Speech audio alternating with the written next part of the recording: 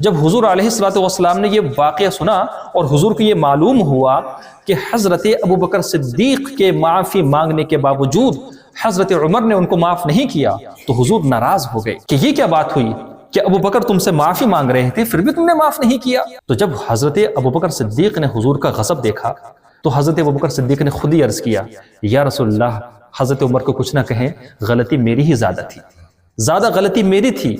نہ میں ایسی بات کہتا کہ جو بات ان کو ناگوار گزرتی اور نہ وہ جو ہے ناراض ہو کر کے اپنے گھر کے اندر پہنچ جاتے۔ تو حضرت ابوبکر صدیق نے شروع سے لے کر کے آخر تک اپنی غلطی کو تسلیم کیا اور حضرت عمر بن خطاب سے اپنی غلطی پر معافی طلب کرتے رہے۔ پتہ یہ چلا کہ جو لوگ بھی دینی مزاج رکھنے والے ہوتے ہیں، کسی کے حق میں ان سے غلطی ہو جائے تو وہ اپنی انا کو بیچ میں نہیں آنے دیتے، بلکہ جیسے ہی موقع ملتا ہے فوراً اپنی غلطی کو تسلیم کرتے ہیں اور معافی طلب کرتے ہیں۔ یہ دینی مزاج ہے۔